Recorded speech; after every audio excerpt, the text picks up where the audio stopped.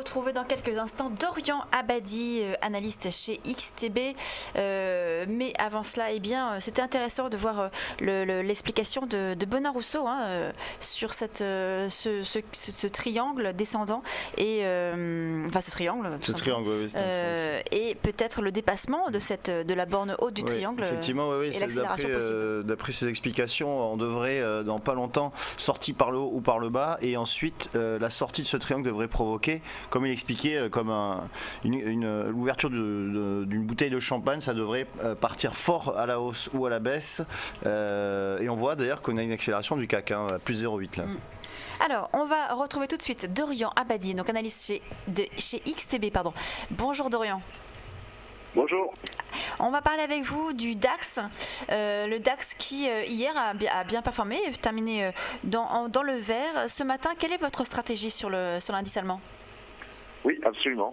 Effectivement, on a une bonne progression. Alors, on est uniquement envers nos clients sur des opérations à très très court terme, en séance de trading, vraiment du scalping de l'ordre de 5-10 points. Alors, hier, justement, en plein milieu de la séance, on a vraiment une configuration, on va dire, avec un simple bottom, en V, en quelque sorte, avec une forte baisse, suivie d'une très forte hausse. Il n'y a plus aucune corrélation au niveau de la macroéconomie, ça c'est le moins qu'on puisse dire, parce que l'ensemble des opérateurs sont en train de parier littéralement sur un quantitative easing, certainement annoncé donc le jeudi 22 janvier. Mais effectivement, plus aucune corrélation depuis le début de l'année.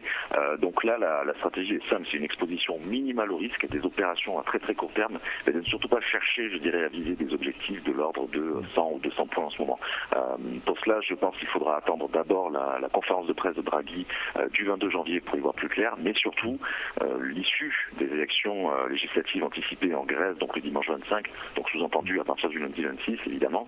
Mais une fois ces deux éléments passés, je pense qu'on y verra beaucoup plus clair sur le marché pour revenir sur des prévisions, sur des analyses de l'ordre de 50, 100 points, 200 points auxquels on est habitué. Mais pour le moment, aucune corrélation, je dirais, pertinente au niveau de l'anticipation d'un quantitative easing. Donc voilà, pas d'attente particulière, que des objectifs vraiment à très très court terme, en suivant la tendance simplement, tranquillement, de l'ordre de 10-20 points, respectant des petits retracements de Fibonacci. D'accord, donc Dorian, donc là, ce que vous privilégiez, c'est avant la réunion de la BCE le 22 janvier, de privilégier que des petits écarts, donc 5-10 points dans ces marchés, et ensuite, donc après la réunion, vous pensez qu'on pourrait avoir donc une tendance plus marquée sur les indices, et quels seraient vos pronostics pour la suite ? Alors sur les indices, oui, d'une manière générale, je dirais sur les actifs européens. Alors autant pour les élections grèces, ça fait pas trop de doute sur le fait qu'on devrait avoir un levier très négatif, très pessimiste sur le marché. Autant pour Draghi, c'est beaucoup plus imprévisible puisqu'on ne sait pas, on n'a pas la garantie qu'il annoncera vraiment le quantitative easing le 22 janvier. Ça pourrait se faire en mars puisque désormais les réunions sont espacées de 6 semaines, mais ce serait quand même une énorme faute puisque la réunion aurait lieu à Chypre. Chypre ne devrait pas être dans la liste des pays je dirais, desquels vont être achetés un peu de dette. Donc ce serait une faute de le faire en mars. Il y a fort à parier que ce soit en janvier. Autant pour la Grèce, le levier sera baissé. Voilà. Très forte attente des investisseurs pour cette réunion du 22 janvier. Oui, absolument. Mais malgré tout, on n'a pas la garantie qu'il annonce vraiment. Je veux dire, on a beaucoup eu de déceptions par le passé au niveau des annonces de Draghi. Ce ne serait pas étonnant qu'il nous fasse à nouveau provoquer un petit peu de déception sur le marché. Ce ne serait pas une première. Ce serait surtout une faute grave de l'annoncer en mars. Mais c'est vraiment à surveiller. Autant pour la Grèce, pas de surprise particulière. Autant pour Draghi. Là, c'est beaucoup plus ambigu, je veux dire, au niveau du consensus. D'ailleurs, le consensus n'est pas spécialement clair, quand on regarde un petit peu ce que publie Reuters, à ce niveau-là, même Bloomberg, c'est assez mitigé. Voilà. Ouais.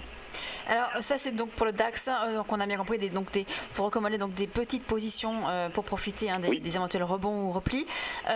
Sur l'euro-dollar, quel est votre positionnement ? Est-ce que vous êtes la même stratégie, toujours un petit peu indécis comme ça, à profiter de très courts mouvements ?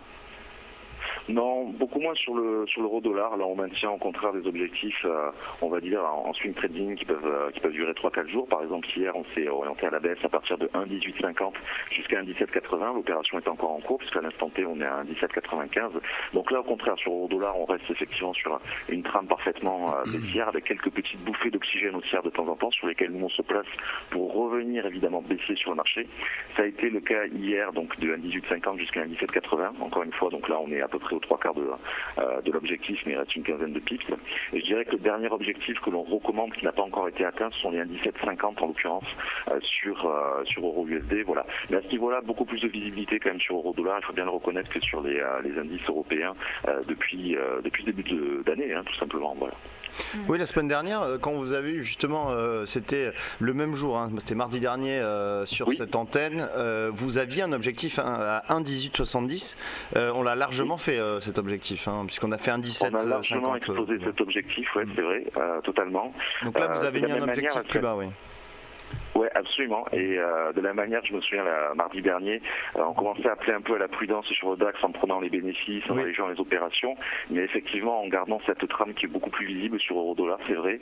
Et bon, vous avez raison, l'objectif a été explosé dans le bon sens du terme. Donc désormais, on a mis à jour tout simplement nos retracements de Fibonacci en voyant un petit peu si on peut aller encore un peu plus bas. C'est le cas. C'est encore confirmé aujourd'hui, je dirais, on a respecté les 3/4 de l'objectif en cours, mais il reste encore un peu de chemin. Je rappelle 1,1780 dans un premier temps, et si on veut aller encore un peu plus loin, pourquoi pas un 17,50, mais attention parce qu'un 17,50 n'a pas encore été atteint, on s'est arrêté un tout petit peu. Oui, juste un petit peu avant un 17,55, voilà. Oui.